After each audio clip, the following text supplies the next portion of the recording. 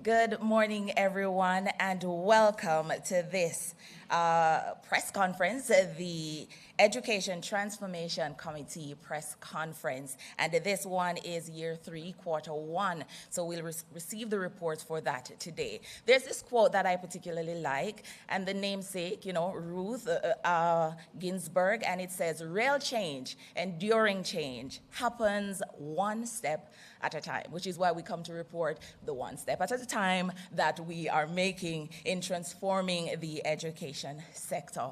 I won't go through all the list of wonderful persons we have here, but quickly acknowledge our Minister, Senator Dr. the Honorable Dana Morris Dixon, of course our Permanent Secretary, Dr. Cassin Troop. We have our new team lead for Trend, Dr. Leon. We have Dr. Stokes, who is the chair of the ETOC committee. Our CEO is here with us, and our DCO. But I will not elaborate because we have our Permanent Secretary who will join me quickly in a second just to give the official welcome and a quick prayer as we get ready to start. So make her welcome.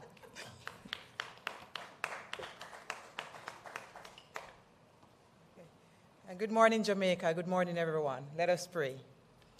Gracious, kind, and loving Father God, we give you all the glory. We give you all the honor. We pray, oh God, that as we report this morning, that you will be glorified, because all we do, oh God, is for your honor, for your glory. We invite your holy presence, and we ask that you take full control of the proceedings as we look to your guidance and will. In your precious name, amen. Colleagues, it's my joy this morning to welcome Jamaica and my colleagues to another update where we come to Jamaica to talk about the work of education. It's not necessarily the Ministry of Education that is on stage today, but the Education Transformation Oversight Committee that is being chaired by Dr.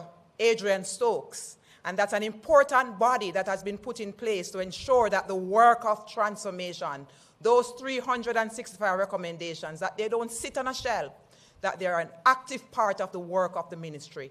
And so that committee has the responsibility to come to the nation every quarter to talk about the progress of education, and more so the implementation of the recommendation. This body is led by Dr. Adrian Stokes, and it is my joy this morning to welcome him to another committee's report to the nation. He takes this work very, very seriously, I tell you.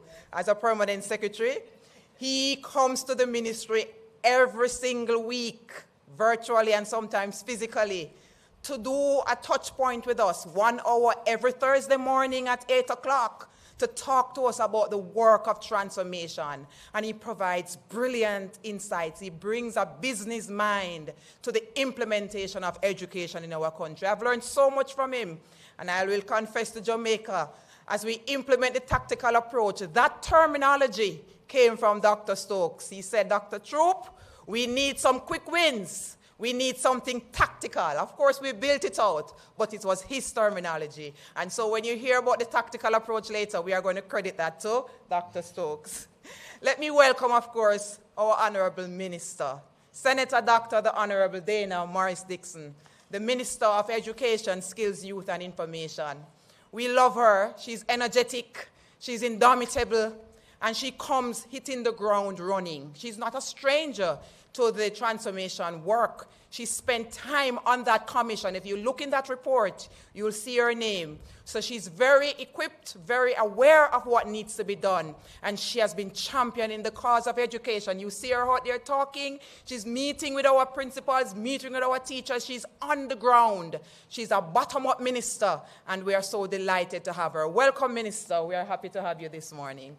You learned earlier that we have a new member to the Trend team. We call it in the ministry the Trend Secretariat, that we used to organize and to implement the program of transformation. Now we have Dr. Denise Morrison-Leon, who is the project lead for Trend. We welcome you, Dr. Leon, and she will be presenting the updates from the ministry following our very own Dr. Stokes, who is the chairman of the committee this morning.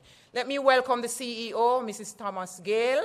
We are happy to have you, CEO. Of course, she leads the implementation of many of the pillars. We talk about TVET in our schools, that's the DSS.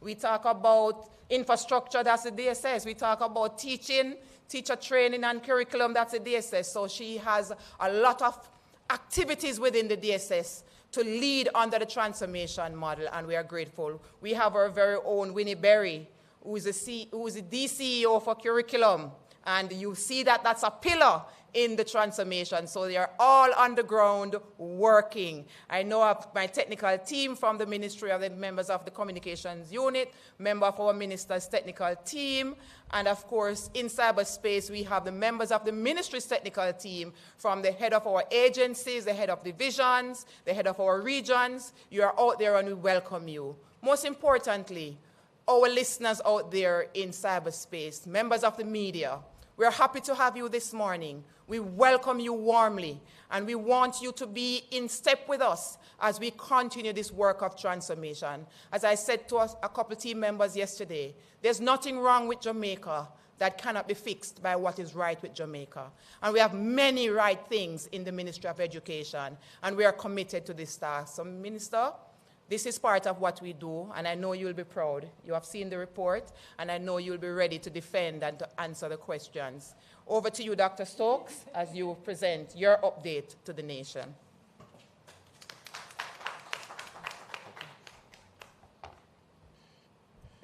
Thank you, Dr. Troop. And I must say to Jamaica that we have an exceptional leader at the ministry in Dr. Troop, driving the implementation of the recommendations. Good morning, everyone. Let me acknowledge Minister of Education, Dr. Dana Dixon. He officially acknowledge the Permanent Secretary, Dr. Kassan Troop, other senior leaders from the Ministry of Education, members of the Education Transformation Oversight Committee. Let me recognize Mr. Orville Levy, media representatives, special invited guests. It's a pleasure to be here for another reporting session. Let me also say a good morning to those persons joining us on our various digital platforms. Before I delve into the key findings for this reporting period, I want to reiterate a point I made at the start of this transformation process, which is we are, and when I said we, at ETOC, and I'm sure the minister will speak for the Ministry of Education, we are in this for the long haul. Jamaica's education system cannot be transformed overnight. We are committed to being dogged, thorough, and absolutely resilient as we guide the implementation of the recommendations from the partisan report. The future of our country depends on this significant national effort to improve the people, systems, and processes that drive educational outcomes.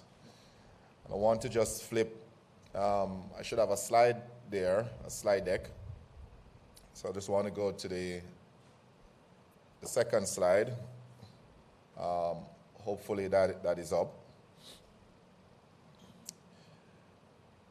So as always, I will present ETOC's overall assessment of the transformation project, supported by some key observations and recommendations to the ministry as we aim to optimize the execution of this national imperative. For this quarter, we are reporting an overall 30% progress rate on the implementation of the recommendations to improve education outcomes in Jamaica. This is a positive increase from the 23% progress reported at our last quarterly briefing.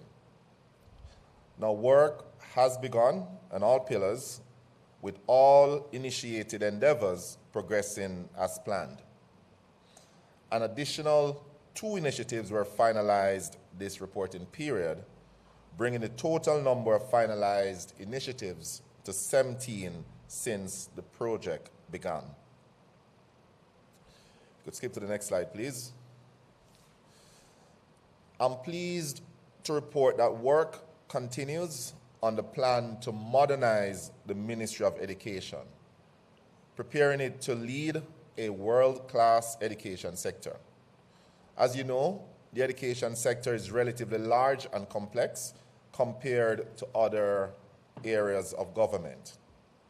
We have identified serious issues relating to weak accountability systems and ensuring that individuals within education are held to a world-class standard. The transformation of education in Jamaica cannot truly happen until the ministry overseeing the sector is globally competitive in its administration and policy development. This, ladies and gentlemen, provides the impetus and credibility to implement meaningful reforms across the wider sector. As indicated at our last press conference, the Mona School of Business is assisting us with this critical piece of work. I've received an initial set of recommendations from the Mona School of Business on measures to transform the ministry. The next step involves consultation with critical stakeholders before we provide feedback to the Mona School as they finalize their recommendations. Our goal is to have a firm set of recommendations by the time of our next press briefing. Let me switch gears a little bit to talk about the status of the JTC bill. I want to highlight that further deliberations and consultations will occur before the bill is passed into law. No doubt you are aware that critical stakeholders have provided important recommendations for improving the bill. While we want to see this bill implemented ASAP, there's no point moving forward while important stakeholders have material and sensible feedback that could potentially enhance the bill. My only request is that the feedback process be time-bound to prevent an endless feedback loop. Let me take this opportunity to highlight some important work done by the Ministry of Education over the last 6 to 9 months. And in particular, I want to talk about the PEP and CSEC math and English performance. Now, ETOC has serious concerns about the CSEC math and English passes, and the Permanent Secretary talked about the tactical approach that was implemented this year. But notwithstanding the PEP performance, and it's something that we spoke about last year with the need to improve the overall quality of the performance. And I'm happy to say that from the recent PEP data, we have seen a marked improvement in the quality of students who will enter our secondary school system this September.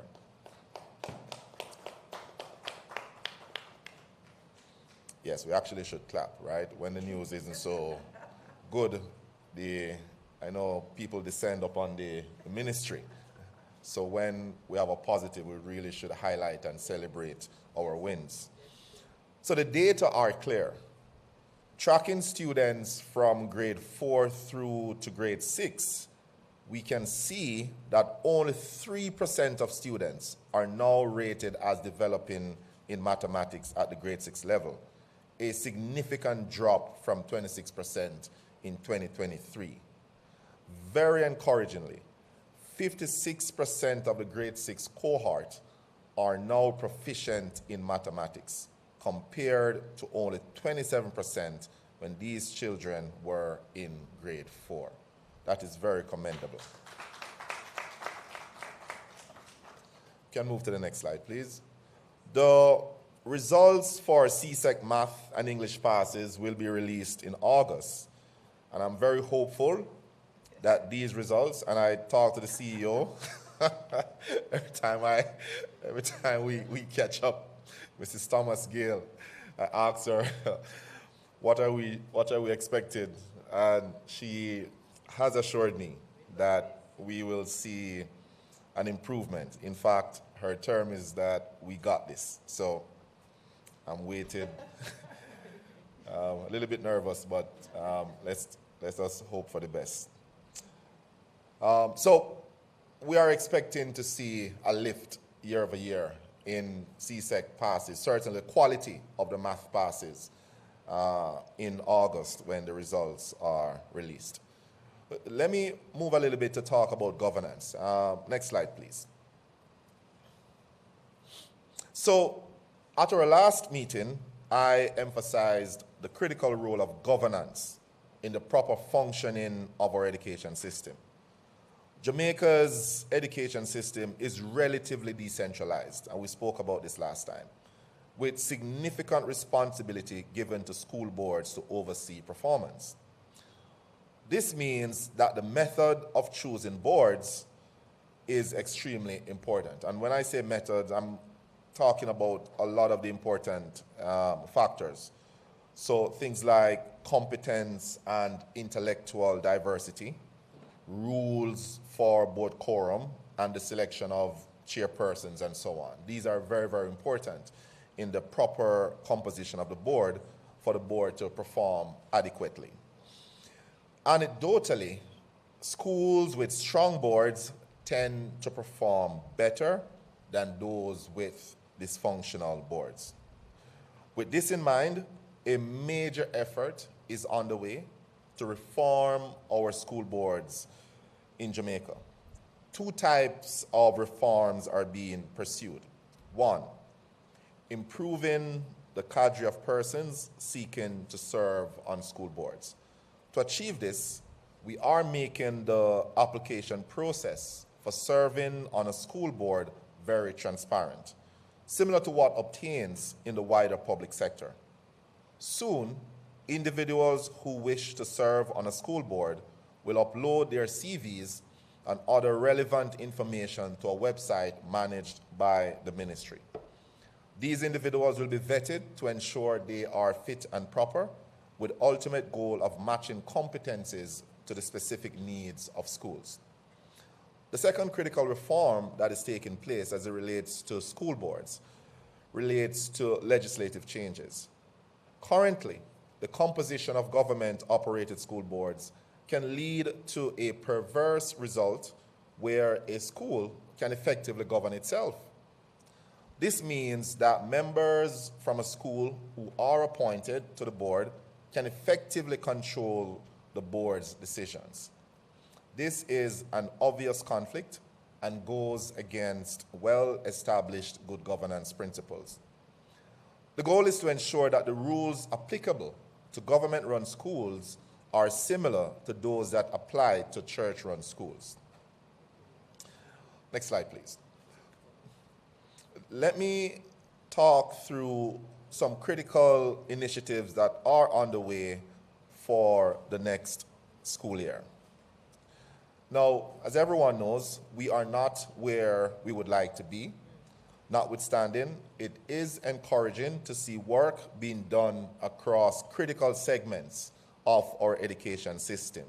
This to ensure sustainability of the reform measures that are being implemented. Crucially, training and retraining of teachers and other professionals across the education system is being ramped up. So for the upcoming school year, there's a strong focus on teachers from grades 1 to 3 in reading instruction. Significant push there. We're also seeing significant effort to assess students early to better understand learning challenges so that appropriate intervention strategies can be implemented. Next slide, please. Importantly, the practice of moving students from one grade to the next, irrespective of academic development, will be stopped. Students who are not at the requisite level will be placed on a pathway that allows them to remediate the learning challenges they are experiencing. Individual learning plans will be developed for these students to ensure proper targeting of learning challenges. And I talk to the Mrs. Thomas Gale, Chief Education Officer, so often about this, because this is such a significant effort being made to curtail some of the significant learning challenges that we're seeing in our primary schools. Next slide, please. Ladies and gentlemen, we currently face a serious problem in some of our high schools. Some students arriving from our primary schools via the PEP exam are not academically equipped to undertake 10 subjects in grade 7. These students, some of them are placed in what is called the Pathway 3 by the ministry. They require focused attention to correct fundamental issues with literacy and numeracy. Therefore, I'm happy that come this September, students who require academic assistance, as indicated by their Pathway 3 grouping, will do only 6 subjects in grade 7, instead of the multiple subjects some are currently undertaking. These students will be taken through a more targeted program to ensure they are better equipped to pursue a successful secondary school life. It's a very important development. Next slide, please. Before I close, I would like to acknowledge the enthusiastic support of the private sector organization of Jamaica for the support they have indicated and tangibly put forward to the transformation work that is taking place at the Ministry of Education. I am pleased to report that the PSOJ has offered to assist in key areas like technology and the ministry's Adopt a School program. Education transformation is truly a national effort that requires all stakeholders to contribute in a meaningful way. And in this respect, I really want to, as I said, acknowledge the PSOJ and its leadership. In closing, let me again thank the Permanent Secretary, Dr. Troop, and her team for the focus and drive shown to date as they execute the recommendations of the Patterson Report. I also extend my gratitude to the Minister, Dr. Dixon, for her leadership and proactiveness in driving key legislative changes critical to the transformation effort. Finally, I thank all ETOC members who continue to perform their governance role with sincerity and great zeal. Thank you, ladies and gentlemen, and I look forward to taking your questions later on this morning.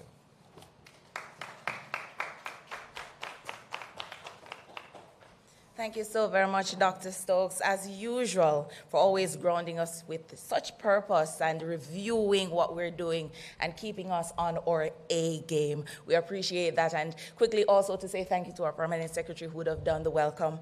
Of course, the work that she does helps to drive the trend agenda as we transform education for national development. And now to provide insight into what has been happening over the last quarter as it relates to trend, the monitoring of it, the reviewing of it, and how it is that we're doing and the impact of trend so far. We will welcome our new team member who is doing an exceptional job. You'd think she has been here for a while. So help me welcome our trend project lead, Dr. Venice Morris-Leon.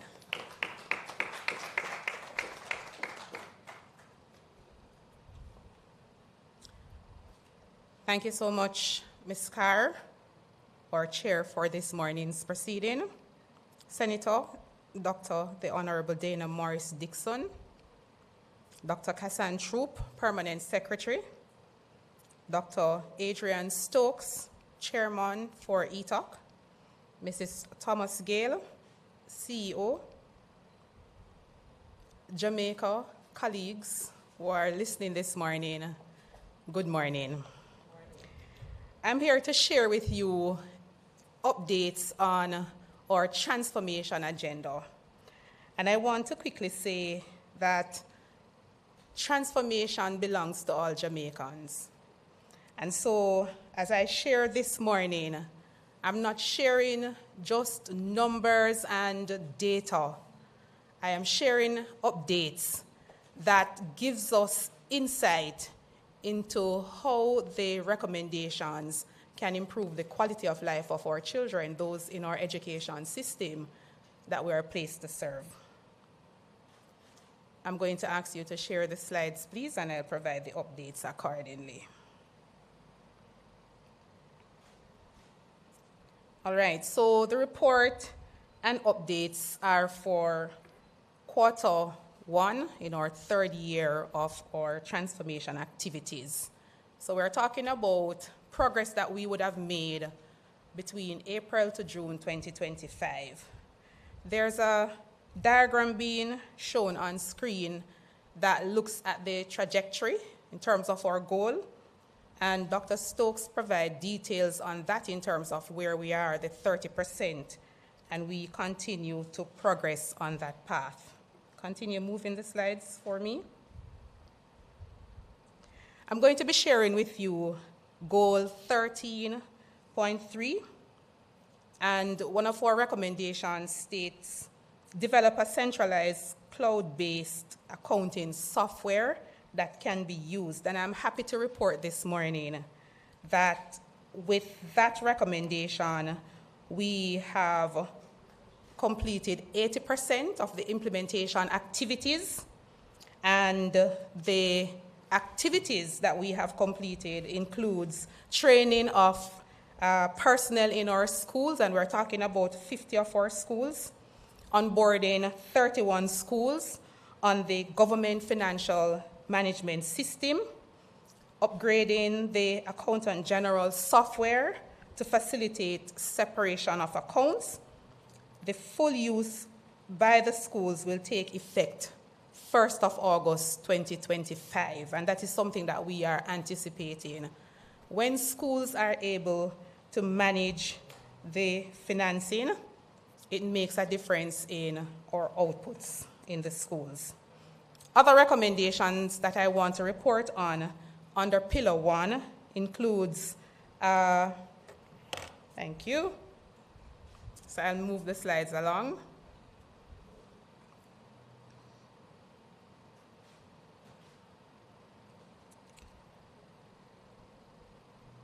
Pillar 1, recommendation 3.1, it says that the ministry must develop and deploy a functioning fit-for-purpose education management system. And the EMIS, we can report this morning that we are making progress where that activity is concerned. And some of the key milestones for this phase of that implementation of that recommendation, all schools are now represented on the EMIS, the Education Management Information System.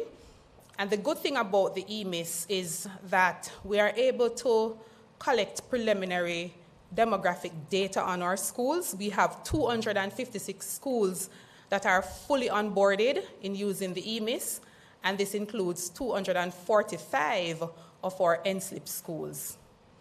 2 of the 3 modules on the EMIS are currently functional, and that's the attendance, behavior, and assessment modules.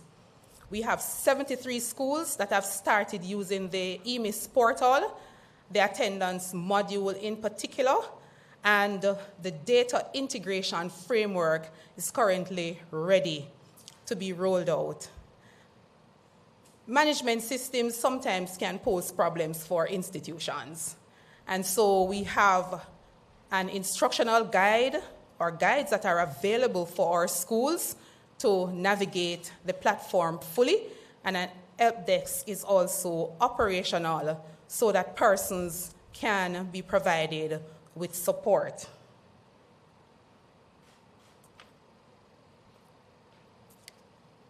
We're continuing Pillar 1, and the recommendation that I want to report on capitalize on the current interest and engagement of community. I'll skip this one because our chair mentioned our partnership with PSOJ already. So I'll move to Pillar 2, and the first recommendation from Pillar 2 that I'll report on is conducting a comprehensive legislative review to address all areas of the early childhood legislation.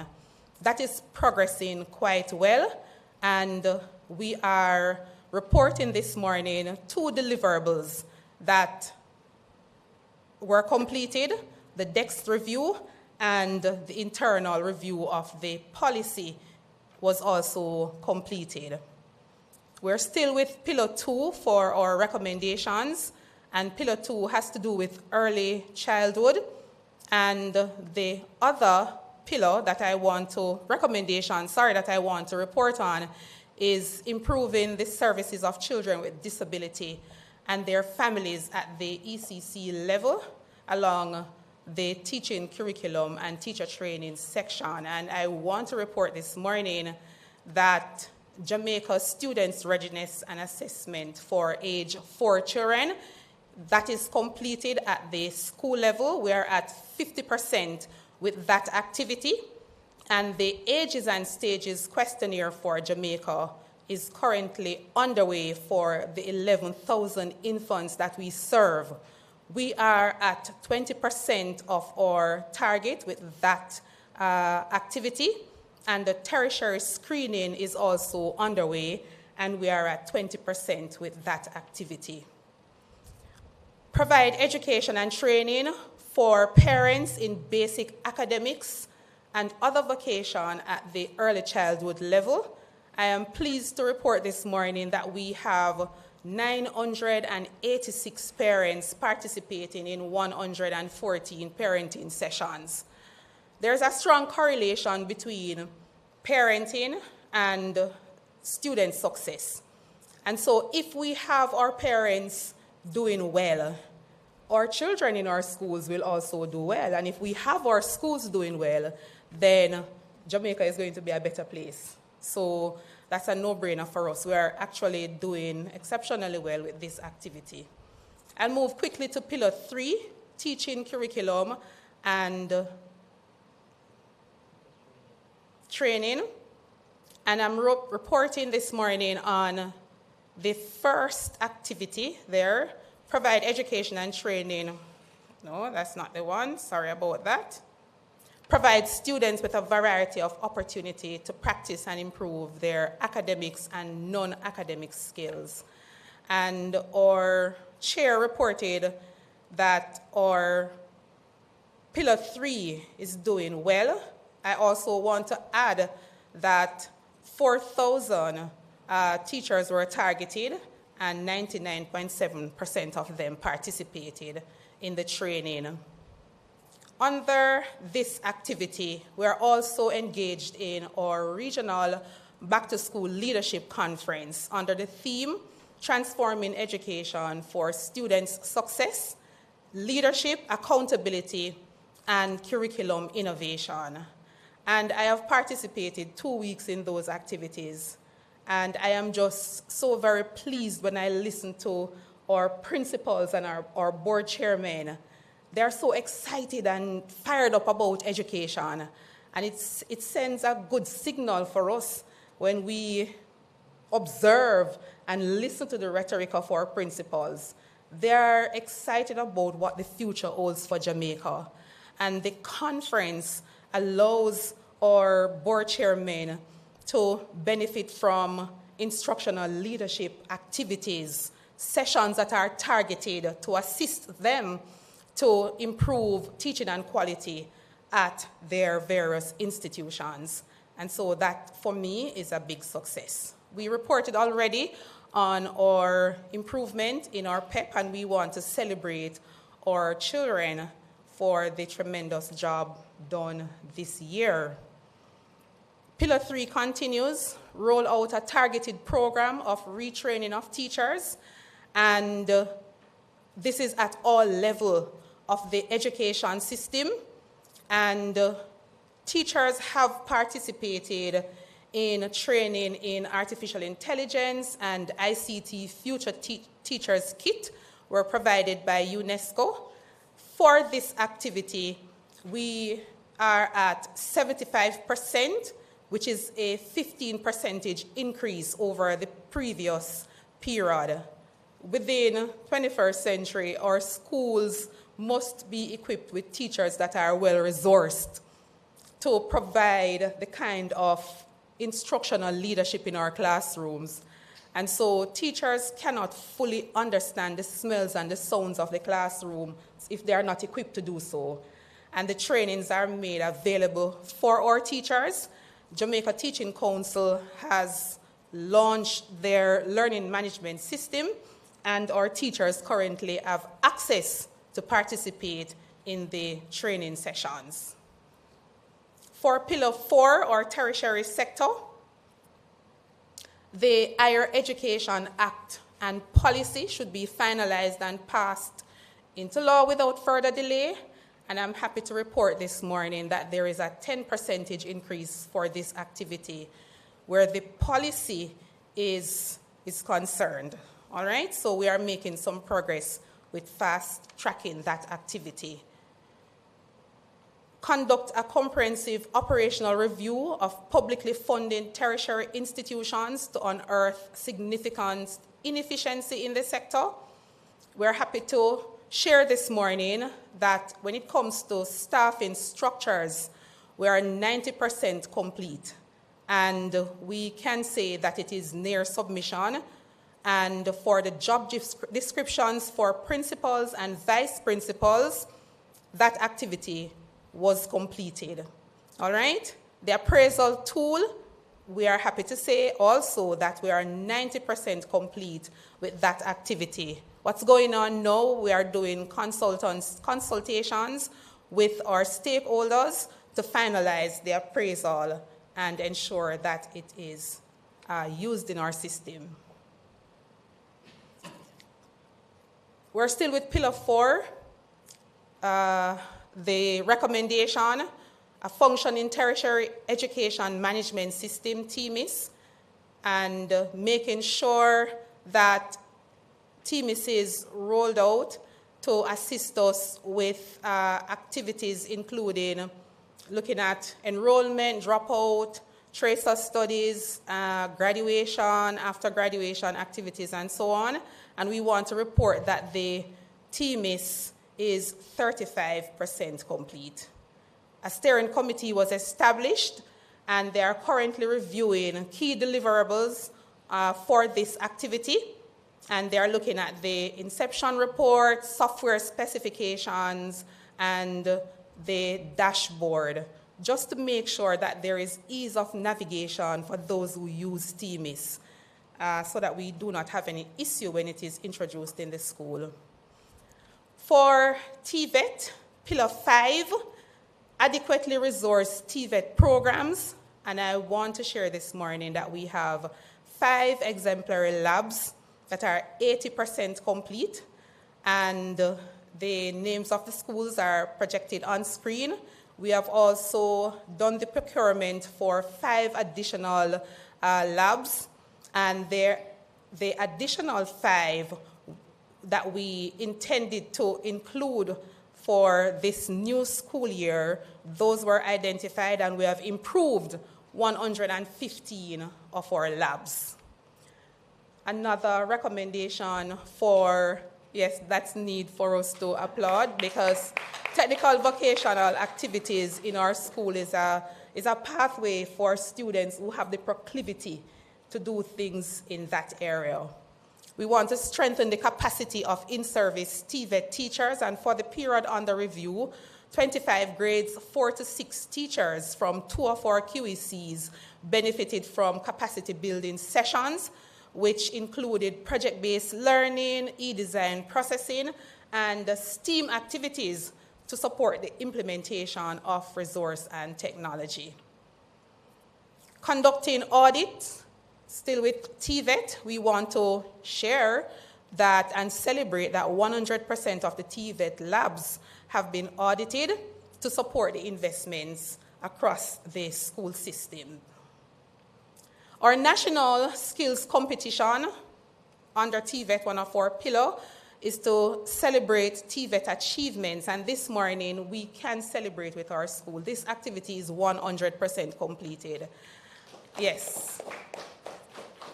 A total of 19 schools, 19 high schools and 13 primary schools participated in the events for 4 award categories.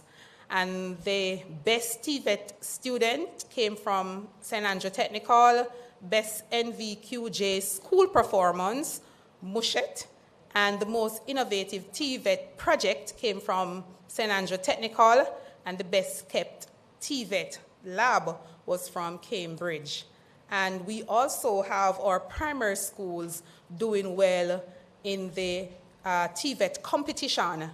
First place went to Mount Moriah, second place to Black River Primary and Infant, third place went to Brayton, and the most innovative TVET group project went to Windsor School of Special Education, and they were also given the Resilient Innovator Award for this year. Put our hands together for our schools. They have done extremely, extremely well. All right, we're at Pillar 6, and I'm just giving you a synopsis of the updates, and the full sum report is made available on our website, so you can check for that. Pillar 6, IT 6, renew commitment to positioning, prioritizing, and investing in infrastructure to support cultural, athletic, and social growth and development, including green spaces. As of the 30th of June, the following infrastructure projects are underway. Procurement is in progress for design and build out of 2 STEAM institutions. Work is also on track to be completed by September 25, 2025 at our schools, including those that are projected on screen. And we are reporting also that there is expansion work ongoing at several of our schools in the system, and there is work to commence in August for our diagnostic center. And that is something that I know all Jamaicans are looking forward to. Another recommendation that I want to quickly report on is the renewed commitment to prioritizing and investing in infrastructure. And we want to say that we have projects are underway for 202 of our schools island-wide, and 628 million is allocated to support the maintenance of the schools, the projects in the schools, including termite treatment in some of our schools, electrical upgrading at various stages in 10 of our schools, and we're happy to say that this is 36% in terms of the progress that we are making with this activity. And we are at the same 36% for our security fencing in 11 of our schools. When it comes to ICT and Wi-Fi, that is something that all schools have a keen interest in, because if we're asking our schools to use the technology, we want to make sure that the schools are equipped. And we want to report this morning that connectivity is currently at 51.3% in our schools. There's increased penetration across the island, and we have Wi-Fi and other access points installed in over 80 of our schools.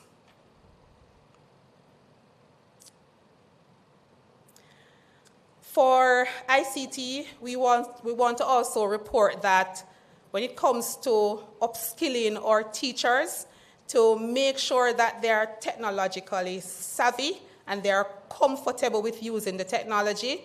We have signed a MOU with Digital Foundation to create STEM labs in 3 of our tertiary institutions, because if we equipped our tertiary institutions with the skills, they are training teachers. So teachers will graduate from these institutions also with the skills to manage the technology at the school level. And the 3 schools are listed on your screen. We continue to report on the continuous upskilling and training of our teachers with technology. And we want to report this morning that interactive boards, 648 schools have benefited from interactive boards.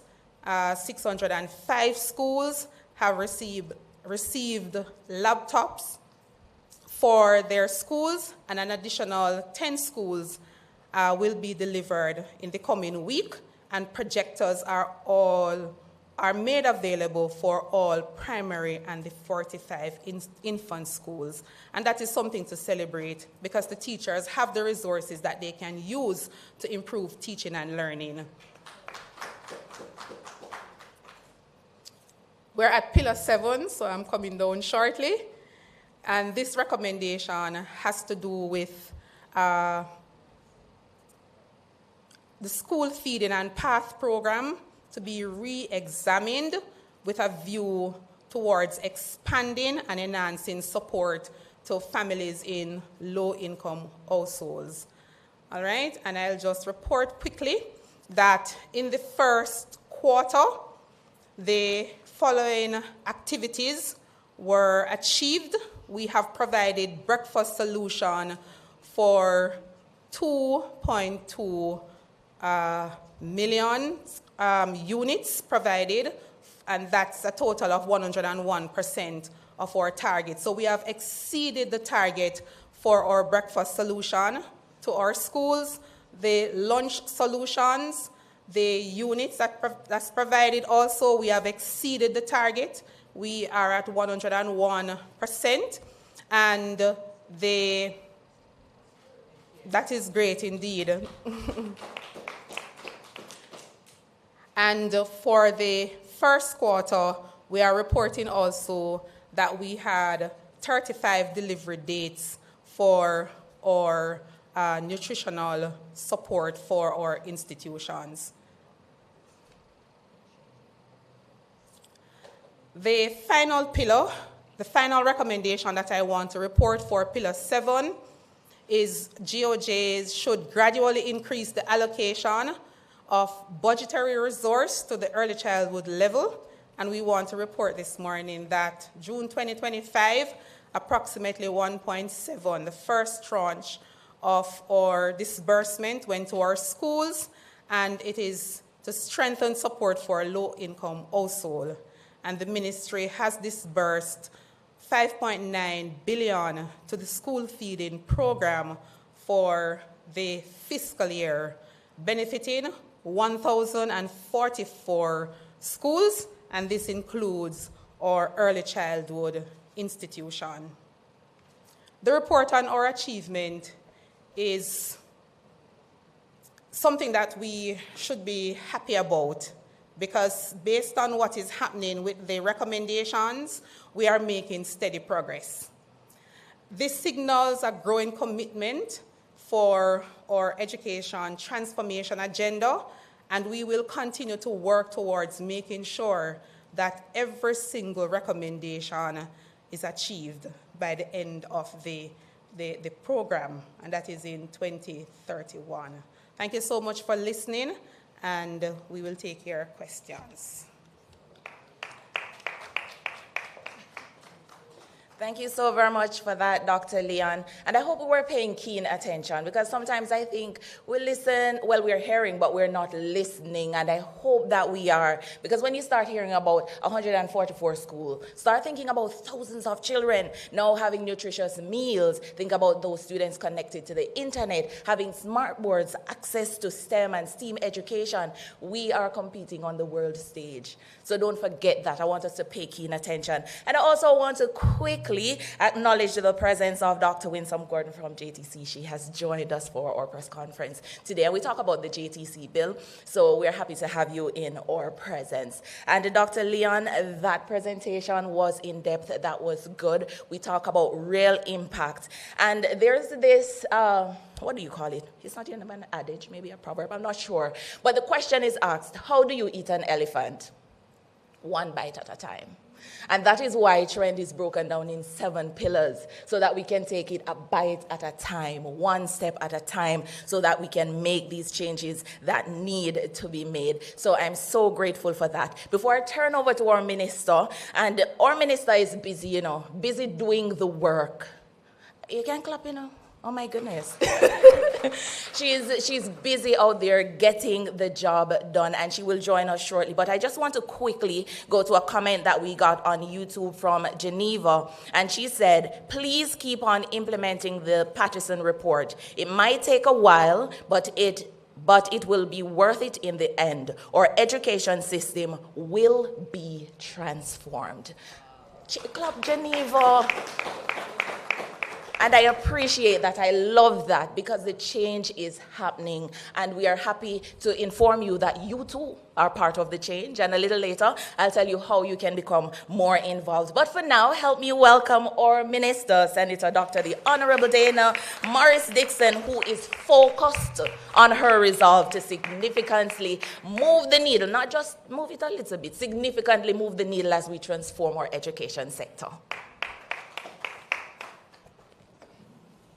Thank you, Ms. Carr, very much for chairing this session so well. I have to acknowledge Dr. Troop, our wonderful permanent secretary in the Ministry of Education, Skills, Youth and Information, Dr. Adrian Stokes, the chairman of the Education Transformation Oversight Committee, and all other members of the committee who are here, ministry officials who are here, and there are many of them who are here this morning, including our acting CEO, who works so very hard every day, and Miss Berry. And we also have Dr. Morrison Leon, who is also a new member of the ETOC team. I really want to say good morning to you, members of the media, education stakeholders here or watching at home or abroad. Good morning to all of you. So you've heard a lot already. There's a lot going on, and I'm very happy to have the media here, because there is so much happening in education. I know when the Education Transformation Commission was meeting, one of the concerns was that the report would just be put on a shelf and nothing would happen. And I think one of the best things to happen to education is Dr. Adrian Stokes. He is one who has benefited from our education system and has decided that he wants to give back. And he's unrelenting. And I don't even need to worry about ETOC implementation, because I know that he is chairing it and he is doing a fantastic job at it.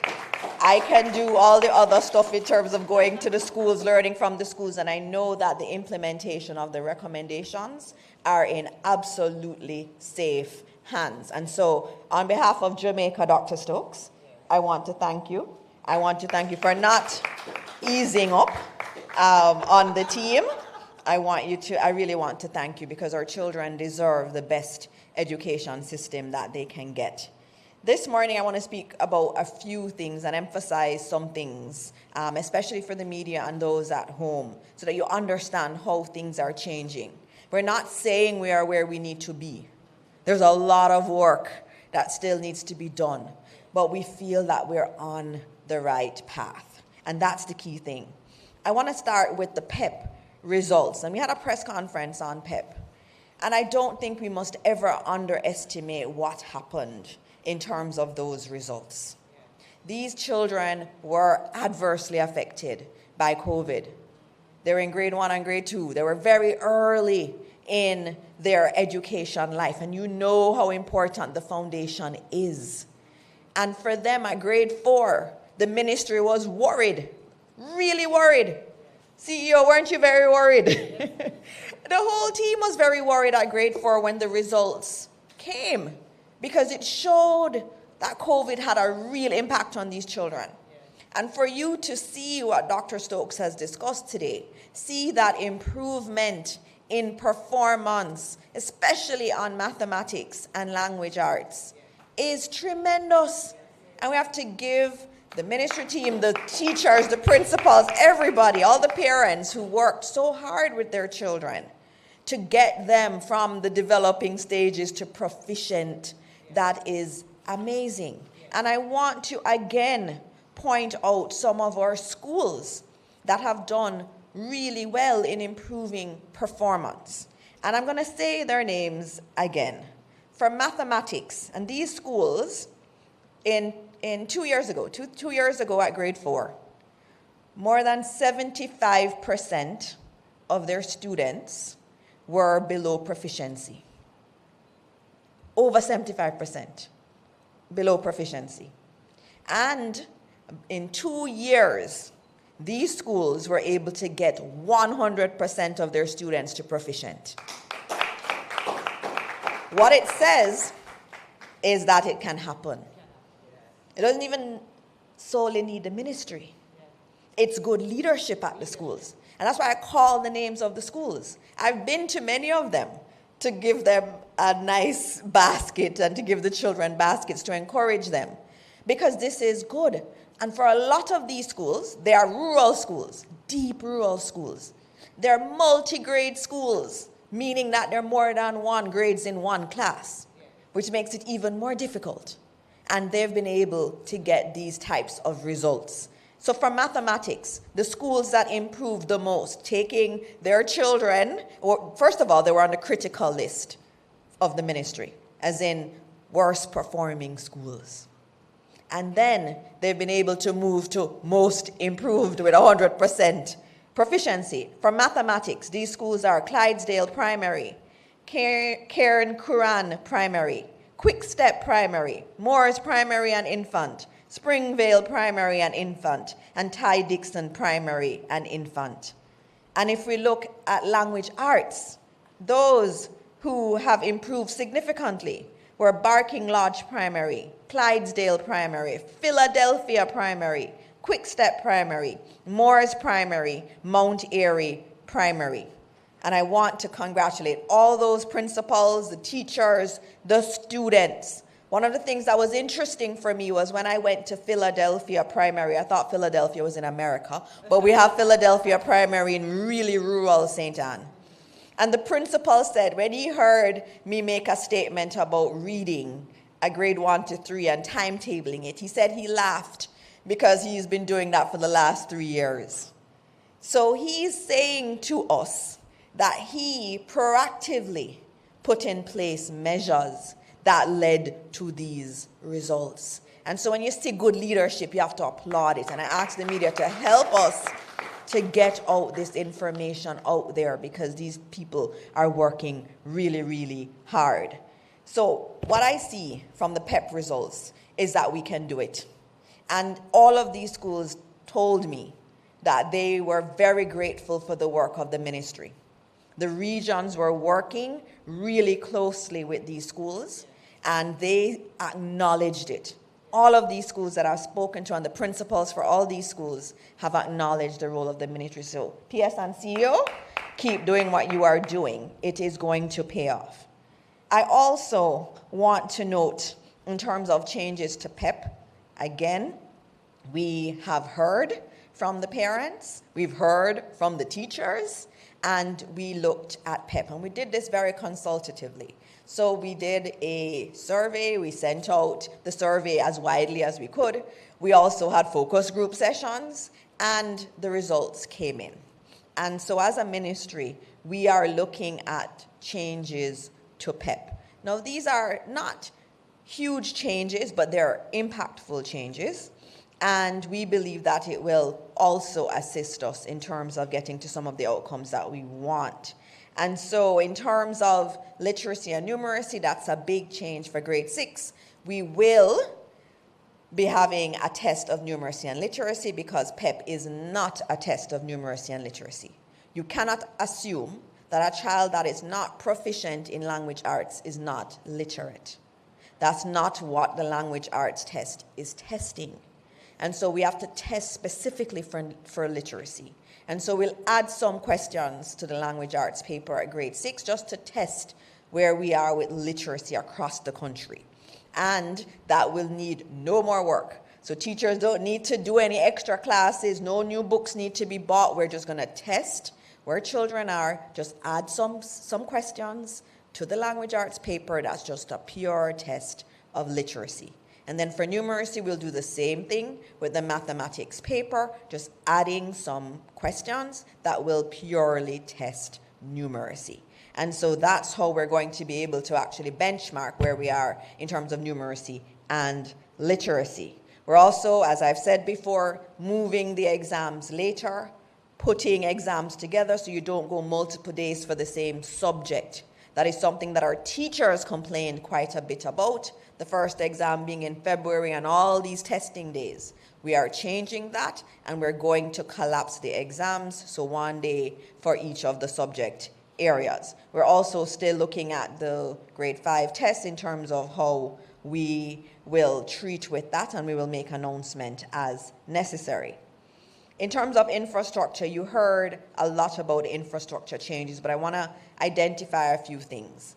The 5 exemplary labs are very important because these are top-of-the-line labs that we're putting in our schools. But I also want to mention the $400 million investment from HEART to retool all of the technical high schools in Jamaica. So every single technical high school will be given a state-of-the-art lab. We're spending $400 million on that. So that's in addition to what's happening in terms of the exemplary labs. We've said to ourselves that we're a STEM country and we want to be a STEM country. Through funding from the World Bank, we'll be upgrading our science labs, so biology, chemistry, and physics labs across secondary schools will be provided with the equipment that is needed. I've been into some of these labs. I've been in physics labs where I don't see anything. Been in biology labs where I don't see the equipment. And so for us to truly be a STEM country, we have to get the equipment in our science labs. And the ministry has done a fantastic job. They've done a survey of audit of all of our science labs, and I commend the team for that, so that we know what is needed in our labs across the country. The other thing I would like to note is the rural school bus system. That is a very big deal. You would have heard about nutrition and the nutrition support that we're doing. We're looking holistically at our education system. And one of the good things, too, is that we're not only looking at the recommendations from the Patterson report, we're also looking at other realities that may come to the fore and addressing them. And what is clear is that 2 inhibitors to performance are nutrition and transportation. Across our country, you see it time in, time out, especially in rural areas.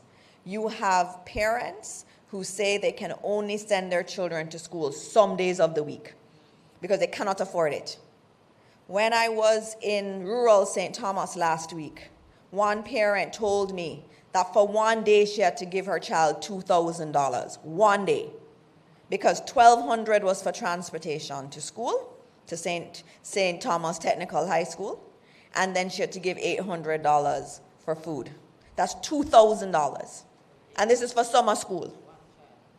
And she was saying she doesn't think that she can send the child to school every day of summer school. She's just sending her when she has the $2,000. That's the reality for many of our parents across Jamaica. When you go to school on Friday, in rural areas you hear, it's Friday, that's why they're not here. Money run out already. So this rural school bus system is really important. We're starting with 110 buses for 258 schools. We know it needs to be more, and over time we will deliver more. But it's where we have to start. We have to start with addressing this problem. And Dr. Stokes has been very, very articulate in relation to the nutrition challenges. And it's for that reason that the NSLIP schools, which are the schools that we find need the most attention, are getting the support in terms of breakfast and lunch.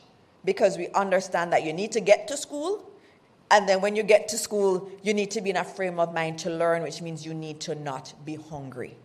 And so as we do all of the technical things and putting the technology in the classrooms, we're also treating with some of the other things that impede the potential of our children. And we are very much very excited about both the school bus system and also the improvements in terms of school nutrition that we will put in place in September. You heard about the JTC bill. That's a very, very important bill, and it's good to see Dr. Gordon here, who is the head of the Jamaica Teaching Council. And I always remind people, there is a Jamaica Teaching Council already, and the majority of our teachers are already registered to the Jamaica Teaching Council, and they already do a lot of continuous professional development work, and they do extremely good work. And so our goal is to get the JTC bill passed. There were some concerns in relation to it. We eventually got some concerns in writing, and the next step is really to have dialogue around what can be changed, what can't be changed. The key thing is we still have to keep to the essence of the JTC bill. Why did we need it?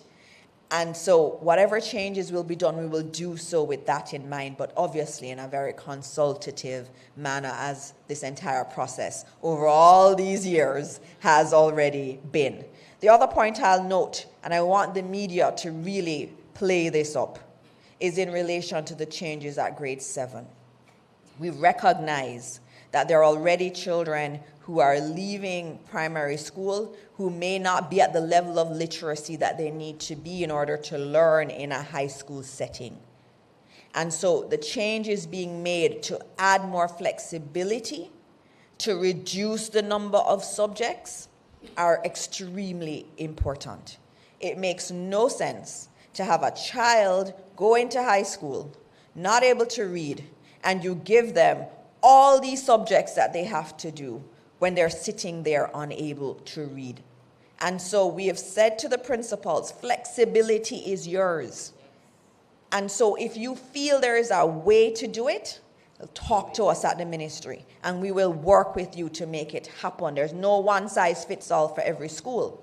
But we're also saying to our schools, if you need to cut the curriculum, you don't need to do all those subjects. At the end of the day, what we want are children who leave literate and who have skills that they can use to further themselves in the future. Now, ultimately, our goal is that no child leaves primary school unable to read. That's why we're doing the grade 1 to 3 interventions on reading. So in a few years, we won't have this issue of children in high school not literate. But until then, we're going to have to do what we can, and we are here to work with the schools, and we again say to the principals, be innovative. You know your children. You know what could work. Let's work through it, and know that we are very much in support of that flexibility. I also want to finally talk about parenting. This is something that has come up quite a bit. Our teachers, our principals speak about the parenting deficit quite a lot. We're going to have to confront that issue as a country. It is very difficult for our teachers. A lot of our children have not been socialized in the way that we would have been socialized when we were younger. And they come to school with some maladaptive traits that we need to adjust. And we have to re-socialize. School is now an area of re-socialization. But no matter what we do in schools, if we don't have the support in the home, we're not going to get the full result of it. And so we are actively looking at how we can strengthen parenting in this country. There's a lot of work to be done. I've said this to the churches, I need your help, especially in this area, because we're going to have to address that issue of parenting. But I will say that one of the reasons I go to so many schools is because I learn so much when I go to them and I get hints at what has worked. In one school, they had a parenting session for all parents at first form, and they gave them certificates at the end. And many of the parents there said that no one had ever told them what they were learning. No one had ever told them that when your child becomes a teenager, there are new realities that you have to face. No one ever said it. Or how you deal with parenting a teenager. What are the methods you can use apart from shouting and hitting? And that school found that that was very useful. And so we're learning from different things that have worked, and we're going to make a more active effort, especially in the area of parenting, because our teachers are largely being asked to also parent in school, which was not necessarily what the school environment was set up for. But that's an area we're going to come back to you on more. And I want to close by thanking again the ETOC team for their work, especially Dr. Stokes. And I want to again say to all stakeholders, what we're doing here in trying to fix education is all of our country's business. If we want to see that bright future that we know Jamaica can be, we're going to have to address our education system. And I'm so pleased to be in a ministry with people who are working this hard to make it happen, trying new things. They're not afraid to try and put in place new policies, and you see all of it in the report. And so we're doing our best, and we want all of Jamaica to be on board, know what we're doing, be a part of it. And if you can play a part in this transformation, we urge you to do so. And I ask again that we continue to pray for our children and pray really, really hard for our entire education system. I know that we can do it. I know that our children are wonderful and they're just waiting to be the best they can be. And what we have to do is to create that for them. And so I thank you all, and I look forward to the next ETOC press briefing. Thank you. Thank you so very much, Minister. You don't have to wonder about the persons on the team at the ministry, starting from Minister PS going all the way down.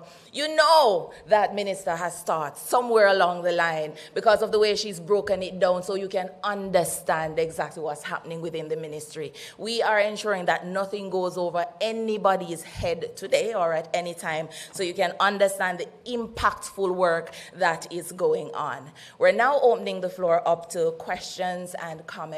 I know we have some journalists in our midst who have some questions for us. While they get up with their questions, we do have some comments online. Geneva, once again, is asking what the ministry is doing about the high fees being asked to pay at the high school level, as there is a charge to collect packages and forms, also a charge to sit entrance exams, among other things.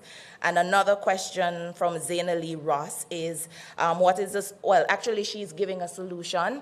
And Zaina Lee, keep your ears peeled, because these things are happening within the ministry. CEO is here and can talk about the CIA roadmap. She'll be able to talk about the tactical approach. So Zaina Lee is saying the solution is to structure, and Minister mentioned that too, the solution is to structure the primary curriculum to only mathematics and language arts. All other subjects can be taught at the secondary level. So we have those, and we know we have some questions. So for the first one, I'm not sure who will answer that one just yet. From Geneva, asking about the high fees. And while you're coming, PS, let me just add another question from the senior teacher at Quick Step or Primary School. They are tuned in, and they want to know when they can expect to get their smart tablets and their smart boards.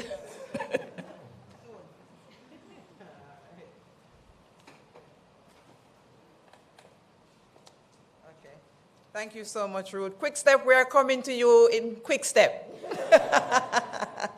As we reported earlier, we have provided laptops to 605 primary schools already. And this is brand new. We have always resourced our high schools. And as we completed that task, we went back into partnership with e-learning to expand the technological resources in our primary schools. So we are there. I think we are over 6,000 devices now in our primary schools in terms of laptops. So quick step, we are coming, CEO. Please note, we are going to see how quick e-learning can get to quick step. We do apologize that we're not there quickly.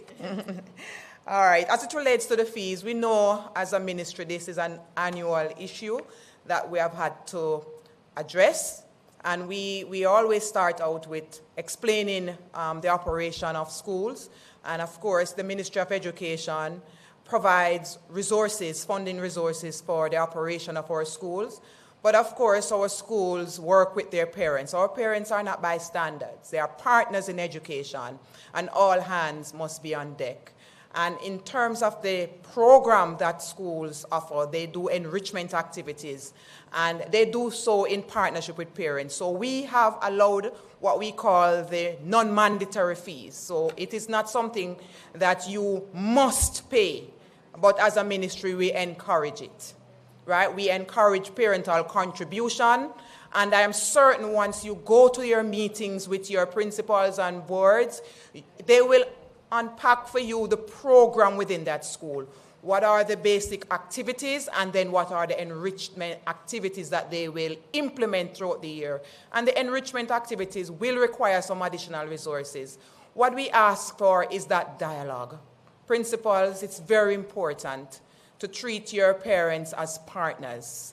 We don't want them to feel they don't have a voice. They need to understand the program of learning. As a principal, I did it. And that's why I'm able to say it now. You have to present that program of learning and all the enrichment activities that you will carry. You need to detail the budget and how it will be expended. And as a parent, I went through that. My principal for my daughter called us in, and she went through the program, and she aligned the budget and showed what the government provided and what we need from our parents and partners so we can provide a complete program of learning. Because sometimes you have to go the extra mile to bring those children up to par. And that's what our principals are doing. What we don't want is our principals to give the impression that our children cannot access their education if they are unable to pay.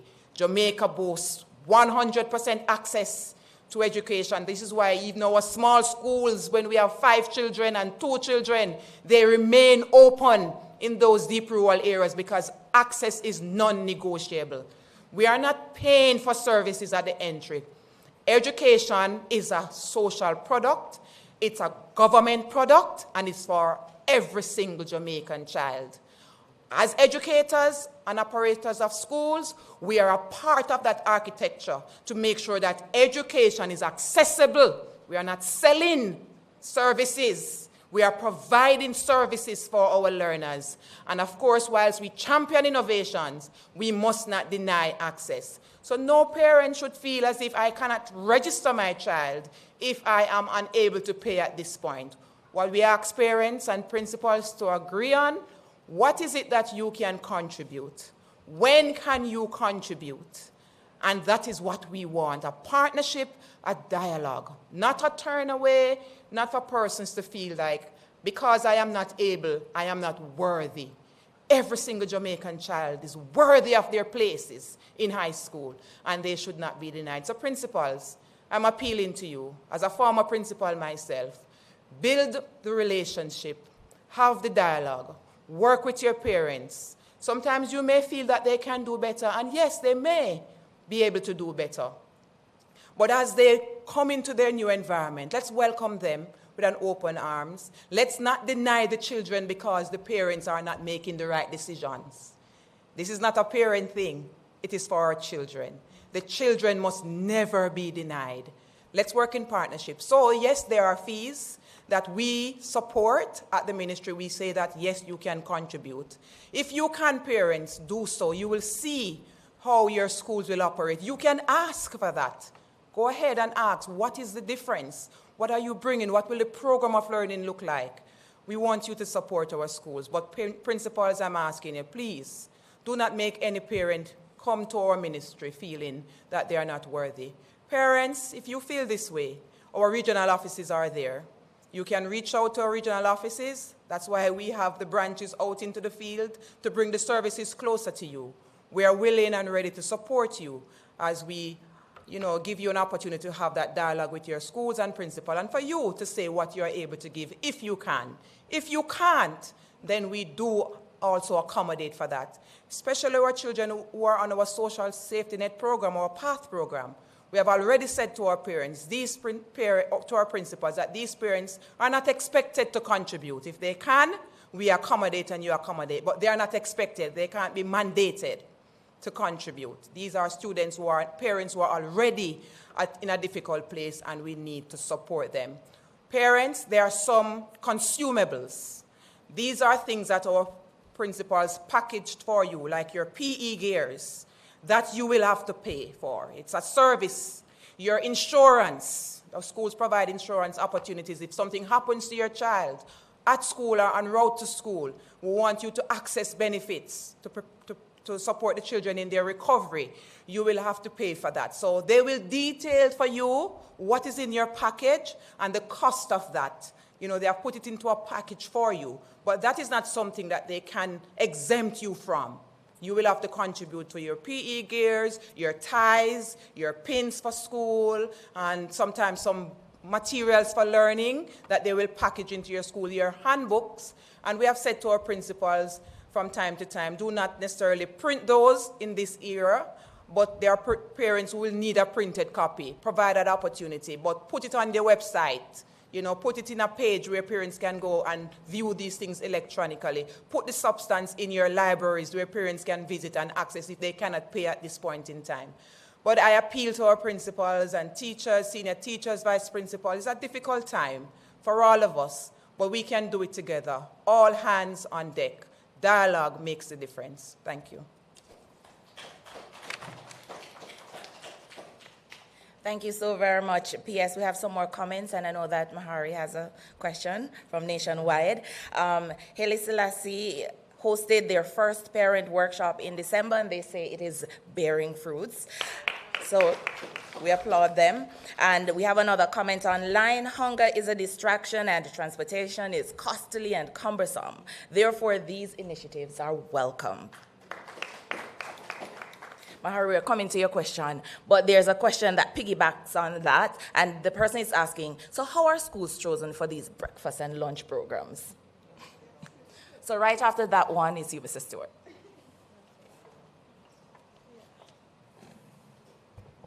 So in the ministry, we have a list of schools at primary and at the secondary level who are not performing at the level that we would like. They're called NSLIP schools. And so they've been identified based on performance, based on the Education Inspectorate's reports, and that's how they are selected. And so those are the schools where we've been having what they've been saying is a tactical approach. So there's been more resources provided to these schools.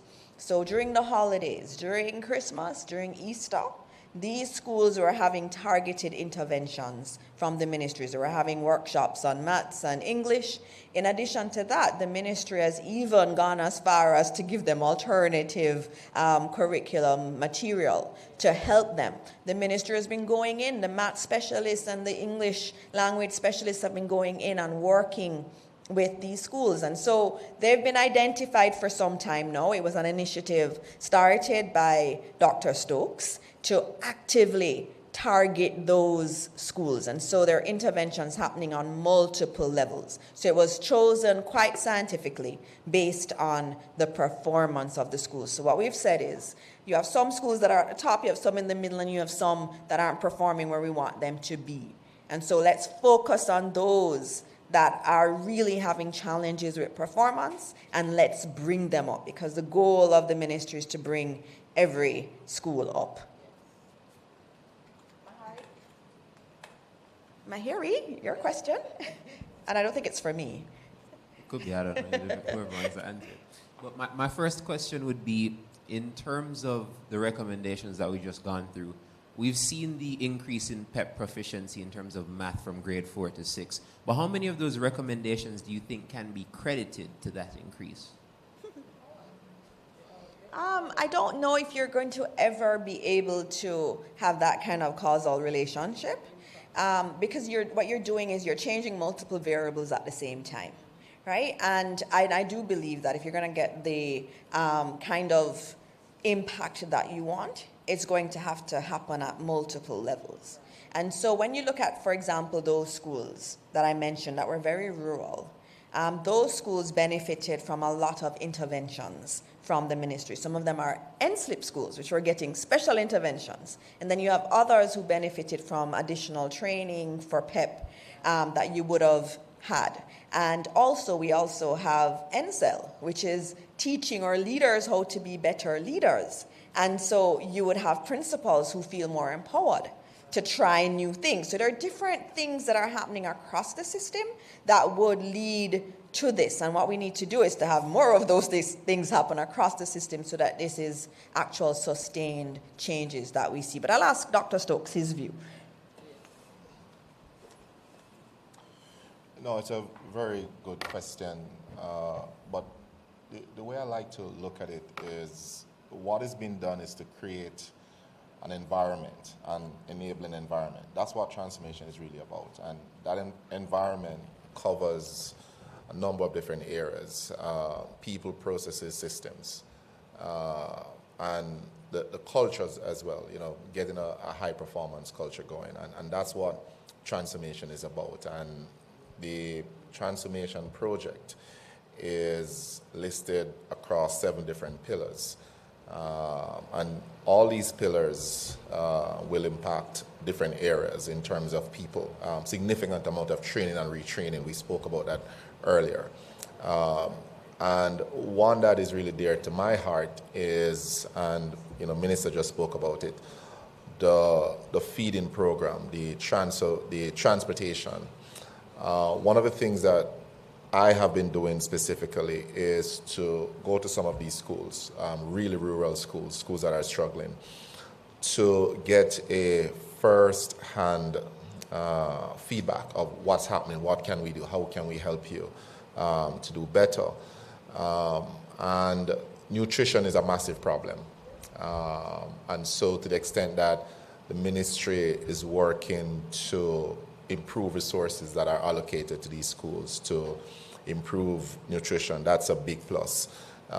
Just getting to school is a big problem. The school bus system will help.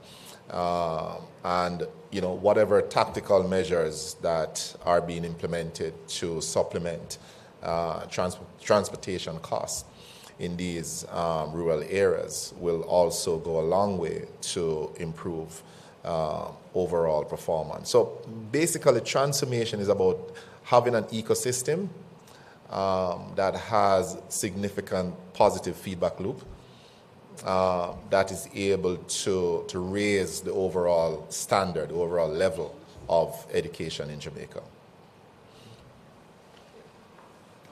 Yeah, I have one. Okay, so my second question is just some more clarity on this new initiative for grade 7 students that will be doing the 6 subjects. Is it a case where as they improve, they will be able to take on more? Or is it a case where based on how they perform, they will remain at 6 going into grade 8, 9, and so on? Yes, that is correct. So we'll start with less subjects, 6 subjects, and then they will, over time, as we deal with the literacy, the numeracy problems, then you can expose them to all of the beautiful subjects that are there. But I know, CEO, I don't know if you wanted to add more. Come on, CEO. CEO has been really dealing with this, and as I said, we're not going to leave the children where they are. We have to take them forward, and that's where this innovation comes in. It's a big one. Thanks for asking. Good morning, everyone. So the curriculum, instruction, and assessment roadmap, what it actually does, it outlines the ministry's pathway policies. And the pathway policies speak to customization of the curriculum based on where the students are. And so, as you rightfully said, When our students who are on pathway 3, they improve, they are given additional work so as to move them from pathway 3 onto pathway 2 or 1, hopefully to pathway 1. And so what we're doing this year, it's not really new. It is really management of the policy, customizing the policy, packaging it in workable ways for our school leaders and for the education system. Right, and a follow-up to that question would be, in terms of the statistics that we have in terms of children that graduate from high school with 5 subjects, we know I believe it's less than 20% right now. Do you think an initiative like this could lead to that statistic increasing? Yes, it will. And gradually what we're looking at is to ensuring that we're meeting the students where they are, and we're ensuring that they're not given the 14 subjects, as our chair would have said, but to be given subject based on their abilities and ensuring that our students leave with a skilled area. And we're focusing on math and language at the upper school, that's the high school, and a skilled area. At least 5 subjects for exit. And final question. Final question. I know when I go back to the newsroom later and write that there's been a 7% increase, there may be a couple of people that think that a 7% increase isn't that much in the grand scheme of things. But for those persons that are skeptical upon just seeing the headline, could you go into detail into how much has been basically achieved in this 7%? I'll take that, CEO. Thank you. So last quarter, we reported a 1 percentage point increase. And this quarter, we are reporting a 7 percentage point increase, or to use financial terms, 700 basis points. 700 sounds like a bigger number, so let's go with 700 basis points increase, period over period. In all seriousness, though, keep in mind that this is a long-term project. It is being done over several years, 8 years. So we are on track, as indicated in the information presentation session earlier. There's a lot to be done. There's a lot. And we are still in, I would say, the early to the intermediate phase of the transformation process. And I like to use the analogy of the flywheel principle, which effectively is very difficult to turn the wheel, to get a full rotation of a flywheel. But once you get the flywheel going and you get one revolution, subsequent revolutions become easier, and because the flywheel picks up momentum. And that's what we're doing with transformation. And we stated this 2 years ago, that it's a long process. We have to be dogged. We have to be determined. We have to be resilient. We need people who are going to every day work on transformation. We can't get distracted. We need the media. We need all hands to be on deck. We need to get all the critical stakeholders on side. That's why we spoke about the PSOJ, and very happy that they are coming on board in a significant way with helping the ministry with certain key initiatives. So overall, 700 basis points improvement year over year, and I'm deliberately using 700 basis points, right?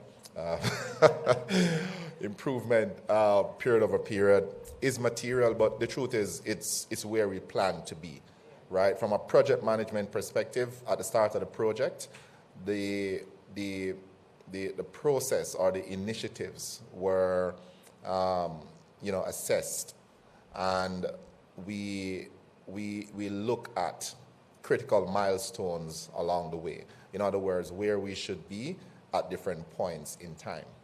And so far, so good in terms of the progress that we have been making.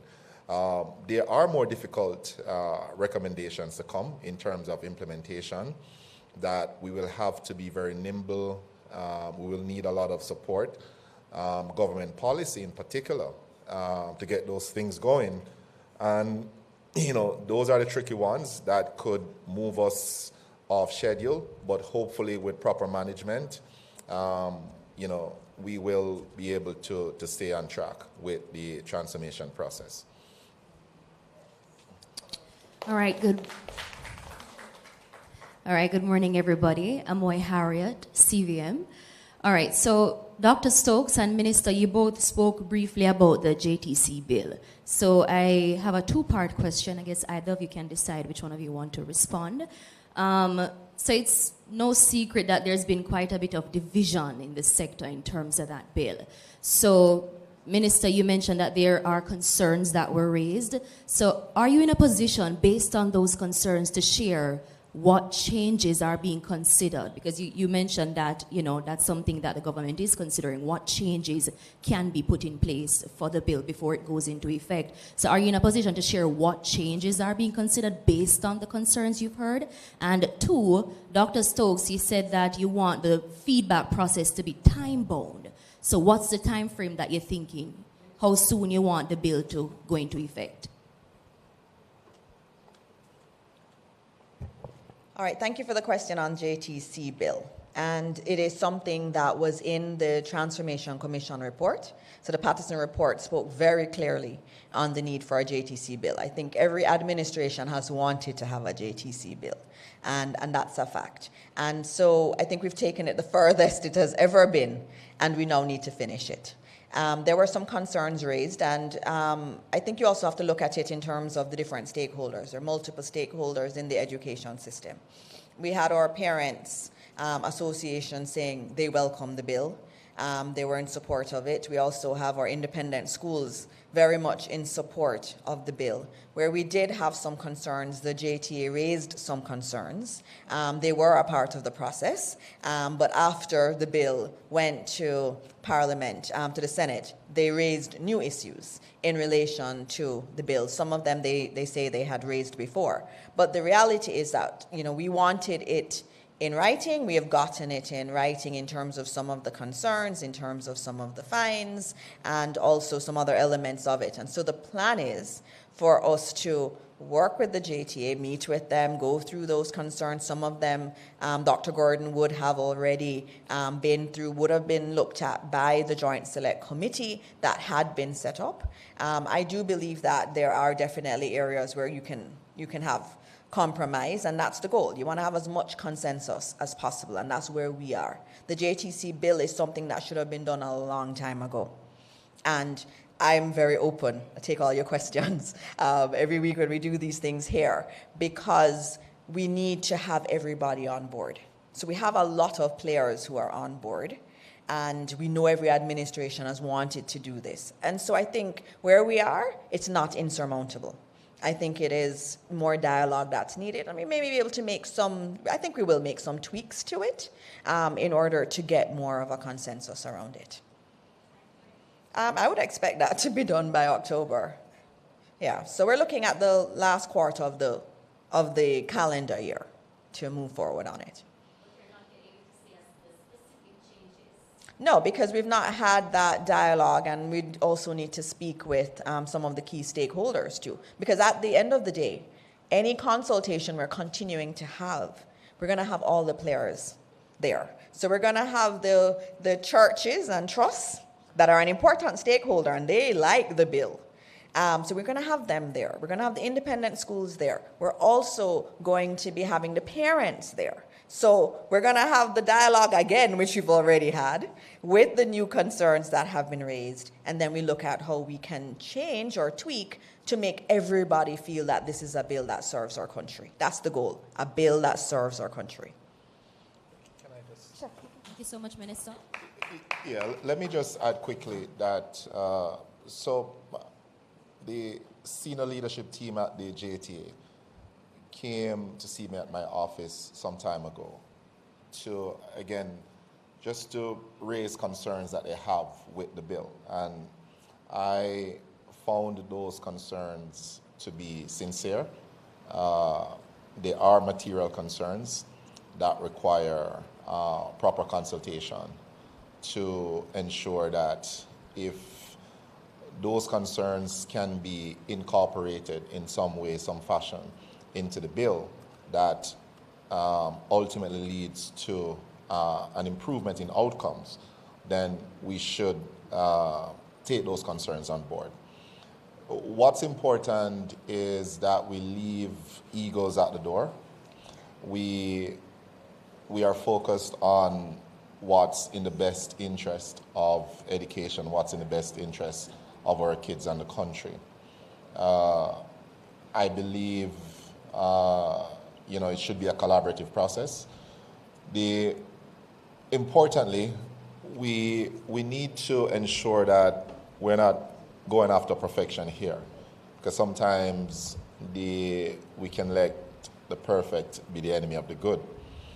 And what's important sometimes is to make a start, right? Have a bill, have a good bill. It's not perfect, but obviously there can be adjustments, there can be amendments over time. And so we don't want to be kicking the can down the road, right? So that's important as well. It can't just be talk and endless talk, and at the end of the day, nothing gets passed and we are back to square one, right? That's not a desirable outcome. But notwithstanding, as I said, collaboration is important, ensuring that the critical stakeholders, all the stakeholders, get an opportunity to provide feedback, and if possible, take those recommendations, suggestions on board. But importantly, not everybody's going to get everything that they want, right? That's important as well. And we have to, at the end of the day, keep in mind that there will be other opportunities to amend the law going forward.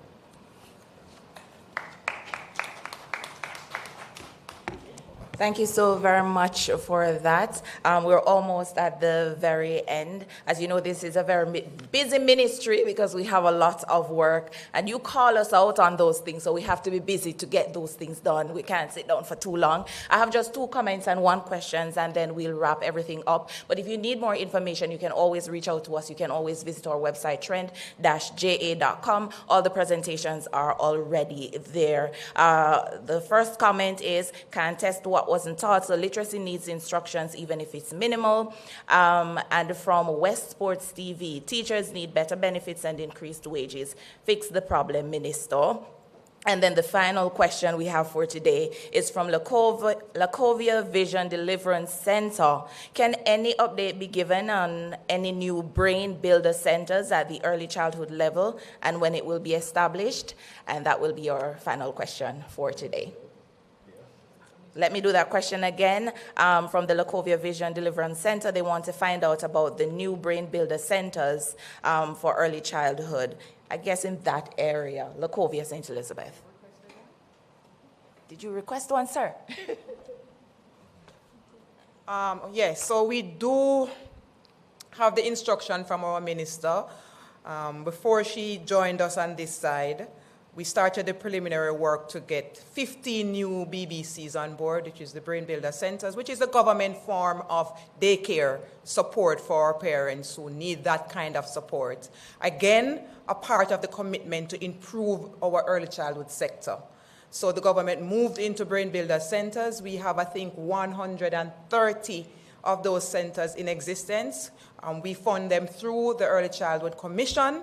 And this year, Minister did ask that we ensure that the new centers are brought on board. So we will commit to 30 centers this year. And Minister, I can assure you that we have the submission for 15 MOUs already that will be funded for September. And then we'll take on the other 15 in the start of the 4th quarter, which is January. So we do have that commitment to build that out. It's informed by needs. What ECC does is to go around to look at our communities and where we are seeing our students who need additional support in terms of stimulation. So that's how we are doing it now. In the past, we looked at how we could put a center in each constituency to make sure that that support was available at the constituency level. But we have moved it beyond that to look at needs. So when we do the screening We look to see where the students are coming from or the infants are coming from who need additional support or they are delayed somewhat, and we target those areas deliberately to ensure that we establish a brain builder center within that locale where parents can take their children from as early as 3 months old to 3 years old, fully supported by the government. In other cases, they would have to find an aunt or an uncle or to pay for daycare. In this instance, the government provides that resource. Again, our commitment to get it right from the start. Thank you so very much for that PS. And this is where we'll wrap our press conference for today. We want to thank you so very much for joining us online, for joining us here, to our Minister, our Permanent Secretary, or CEO, Dr. Stokes, our DCO, all team members from the Ministry, and everyone who has joined us, shared their questions and concerns. Thank you so very much. We continue to make the necessary changes so that we can impact the lives of our students. And I want to remind you as well that you too can help to be a part of the transformation by going to our website, trend-j.com, and you can sign up to be volunteers and give back to your schools and to your different areas. And if you are a strong team member, an expert in a field, and you want to be part of a board, as a chair, as a chair or just as a member, go to the NCE, National Council on Education website, and sign up to do the same. Thank you so very much for your time. Have a wonderful rest of the day. You can go with Minister. She will be going to the library on the sea. That's what I call it. I've always wanted the logos. Thank you, book fair. But that's what I called it back in the day. And of course, we have a a courtesy call at the Ministry. So you're welcome to join us, persons from the media, at either or both of those. Thank you so much. Have a great rest of the day.